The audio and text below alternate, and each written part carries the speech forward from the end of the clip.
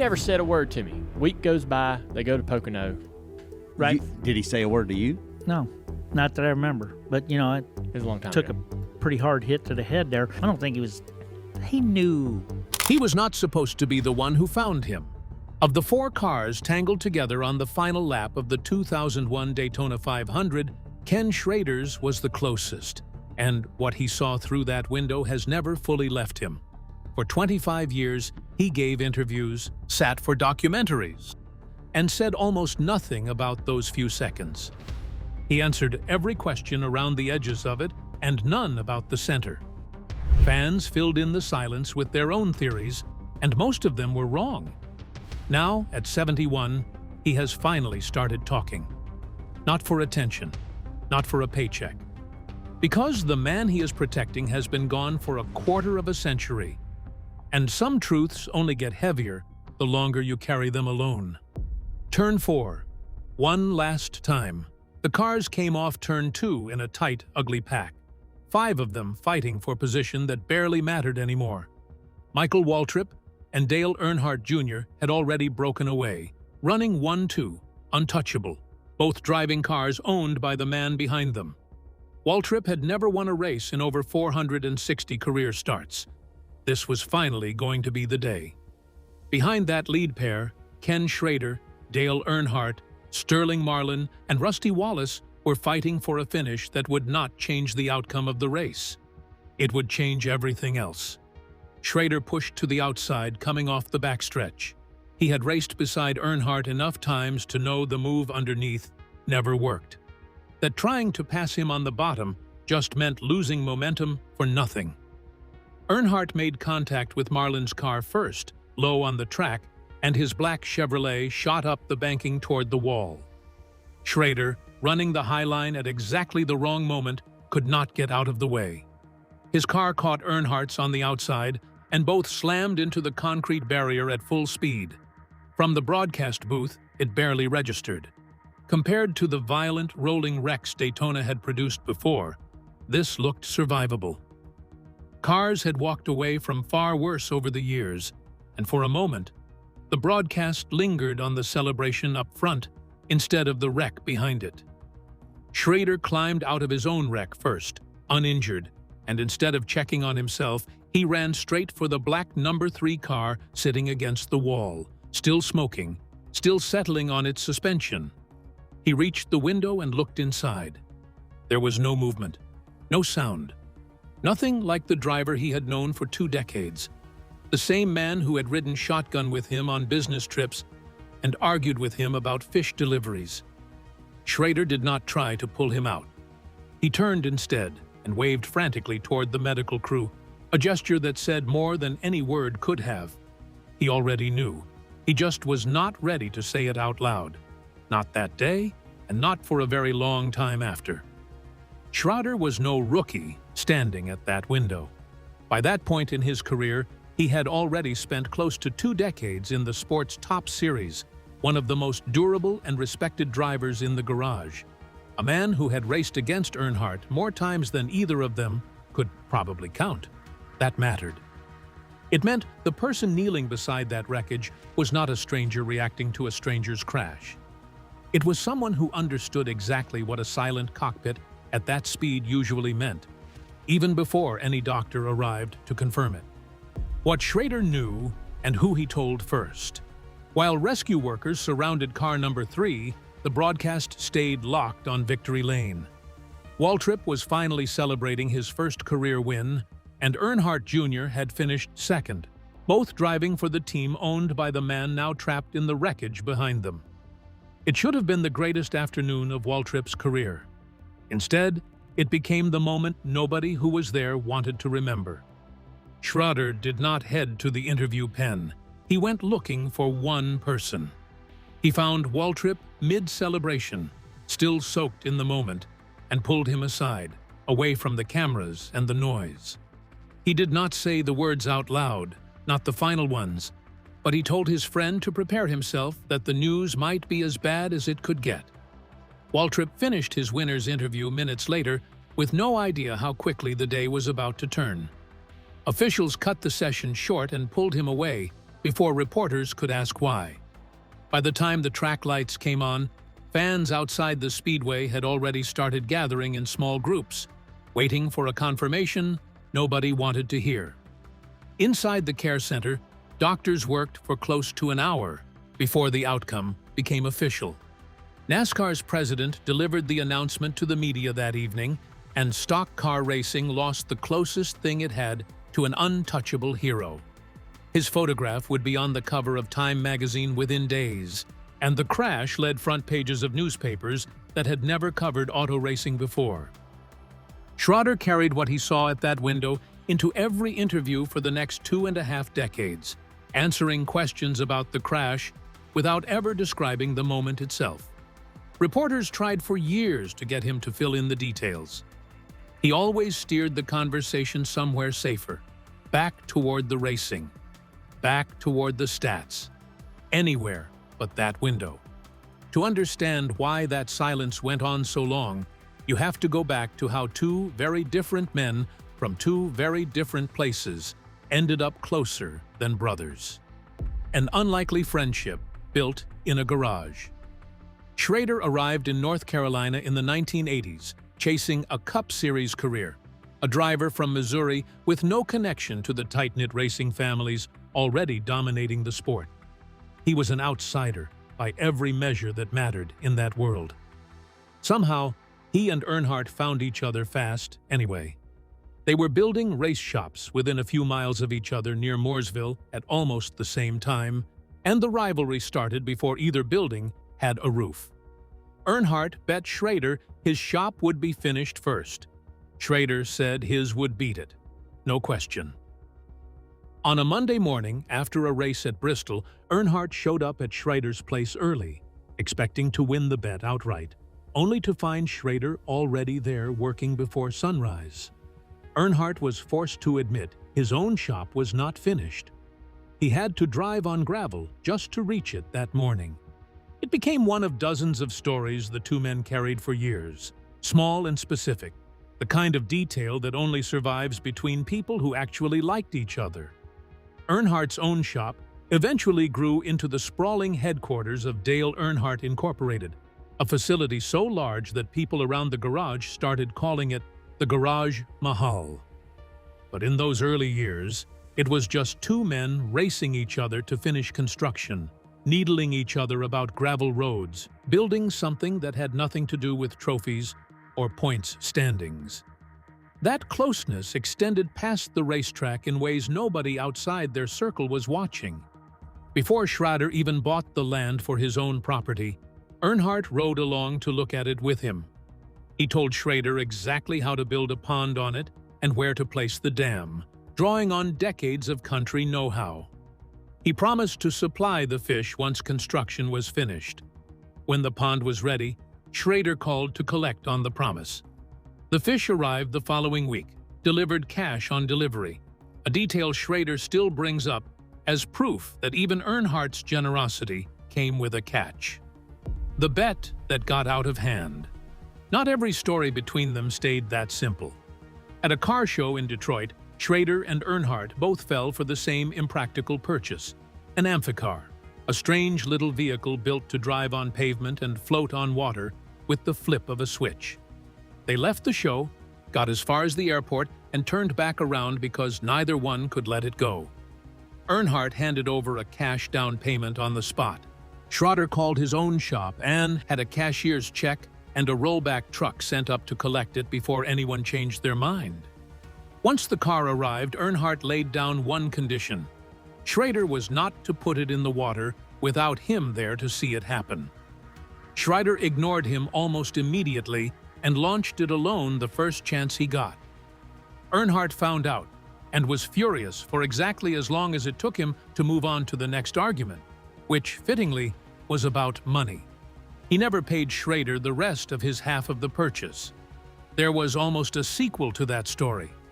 NASCAR's own president at the time owned a second amphicar along with a longtime series official, and for a while there was real, semi-serious talk of staging a race between the two amphibious vehicles on the lake inside the Daytona infield. It never happened, but the idea alone says something about who these men were away from the cameras. Competitive about absolutely everything, even things that were never supposed to be raced in the first place. Two grown men who had already won championships and built million-dollar operations were still willing to argue over who launched a novelty car into a lake first. The friendship reached past both men, too. When Schrader's 10-year-old daughter joined the Earnhardt family on an extended trip aboard their yacht, she grew homesick almost immediately, missing home more than either father expected. It was Earnhardt, not her own dad, who pulled her onto his lap and talked her through it until she settled down and started enjoying herself. She never forgot it. Neither did Schrader. That kind of closeness is exactly why the version of the final race that circulated for years never sat right with him. The blocking story. Schrader refuses to accept. For 2 decades, one explanation for Earnhardt's final laps became accepted as fact, repeated in documentaries and magazine retrospectives until it hardened into legend. The popular version says Earnhardt was running defense, holding back the pack, so his son and his top driver could cruise to a 1-2 finish without any pressure from behind. It is a clean story. It fits the sentimental ending everyone wanted to write for him. Schrader says it is wrong. He has been direct about it in a way few others close to Earnhardt ever have been. Waltrip and Earnhardt Jr. did not need protecting that day. Their cars were simply faster, and the finish was already decided before the final lap even began. Earnhardt was not blocking out of generosity toward his son or his driver. He was blocking because a third-place finish behind his own 2 cars still meant a strong points day for Dale Earnhardt Incorporated, and because losing position, even to cars he owned, was never something Earnhardt accepted easily. That distinction matters more than it looks. It reframes the final moments of his life away from a noble sacrifice and towards something rawer, more familiar, and arguably more honest. A man who competed exactly the way he always had, right up until the last corner he ever drove. He was not chasing a storybook ending for his son. He was chasing the same thing he had chased for his entire career. One more spot, one more finish higher than the one before it. Schrader was there for the decision that put him on the outside line in the first place, the same line that left him with nowhere to go when Earnhardt's car came up the banking toward him. He has explained that move plainly, without any drama attached to it. The group had tried the inside line against Earnhardt too many times before and knew from experience it never worked. Going outside was not a gamble or a hero's choice. It was a lesson learned from years of racing against the same stubborn man. That lesson is exactly what put Schrader closest to the wall when everything went wrong in the final seconds.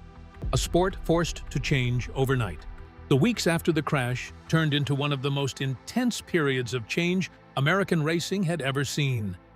Investigators picked apart every detail, from the construction of the concrete wall itself to the way Earnhardt's seatbelt had failed during impact. A public fight broke out between the racing team and the belt's manufacturer, each side pointing at the other. The pressure became so severe that the founder of the safety equipment company stepped down under the weight of it, hounded by fans convinced he alone was responsible. Independent reviews later found that Earnhardt had a long-standing habit of adjusting his belts for comfort, in a way that may have quietly reduced how well they performed in a direct hit. He had also resisted newer head and neck safety devices for years, considering them a hindrance to his driving rather than a protection worth the discomfort. Plenty of drivers around him felt the same way at the time. Discomfort behind this wheel was treated as a fair trade for feel and control, and almost nobody questioned that trade out loud until it was too late to matter for the one driver who needed it most. The combination of an aging belt setup and no head restraint turned a crash that looked survivable on television into something the sport had never fully reckoned with. NASCAR eventually released an exhaustive investigative report running past 500 pages, tracing the physics of the crash down to fractions of a second and dozens of contributing factors. Out of that report came sweeping changes that reshaped the sport within just a few years. Energy-absorbing walls installed at every major track, a completely redesigned safety chassis for the cars themselves, and a head and neck restraint that quickly became mandatory equipment for every single driver on pit road. Schrader watched all of it unfold from the inside, still racing every weekend, still competing against the same field, carrying a memory none of his rivals shared with him. Asked years later how strange the aftermath felt, he compared the public reaction to the death of Elvis Presley, an entire culture in shock, disbelieving that someone that large could actually be gone. And yet the following week, the series loaded up its haulers and raced again at Rockingham, because that is simply what the sport does. Nothing, he has said, ever felt quite the same again after that day. Every one of those safety changes almost certainly saved lives in the years that followed. Drivers walking away from impacts that would have ended careers, or worse, under the old equipment. Schrader rarely gets credit in that part of the story, since none of the changes were his idea and none of the technology carries his name. But he lived through the exact crash that forced the sport's hand, close enough to feel it, and he kept racing through every version of the car that came after it. A quiet kind of continuity that outsiders rarely notice. 25 years later, the silence finally breaks. In 2026, as the sport marked 25 years since that afternoon at Daytona, with a new documentary and a wave of retrospectives, Schrader turned 71 and did something he had avoided for most of his adult life. He sat for extended interviews, including conversations tied to the Earnhardt family's own media outlets, and spoke at length about the friendship, the shop, the amphicar, and finally, carefully, about the crash itself. He still has not described in graphic terms exactly what he saw through that window on that afternoon. That restraint appears deliberate, not accidental, not something he simply forgot to mention. What he has offered instead is everything around it. The decision to warn Waltrip before anyone else could. The reason he does not believe the blocking story that took hold for 25 years. The small domestic details of a friendship that had nothing to do with fame or trophies. Piece by piece, those details do more to honor Earnhardt than a graphic account of his final seconds ever could. Dale Earnhardt Jr., for his part, has publicly credited Schrader with something close to a second, quieter kind of parenting in the years since the crash, calling him family in every way that matters without the blood relation. On one recent podcast appearance built around Jr.'s own memories of his father, the tribute to Schrader ran long enough that it stopped being a guest segment and started sounding like a thank you letter 25 years overdue. That bond says more about what Schrader carried than any single quote about the crash itself ever could. That may be the real shape of Schrader's 25-year silence. It was never about protecting a secret so shocking it could not be spoken aloud. It was about protecting a family and a legacy from having its most painful moment reduced to a single sentence on a highlight reel. Schrader chose instead to let the friendship speak for the man. One gravel road, one stubborn fish delivery, one shared bad idea at a time, letting the small stuff carry the weight the crash never should have to carry alone. It is a strange kind of loyalty, choosing warmth over shock value for 25 straight years in a sport that usually rewards the opposite. The Intimidator's legacy still shapes the sport he left behind, referenced constantly by drivers who never even shared a garage with him and grew up watching his highlights instead. But the fullest portrait of who he actually was does not come from highlight reels or magazine covers or a single black car with a number on the door.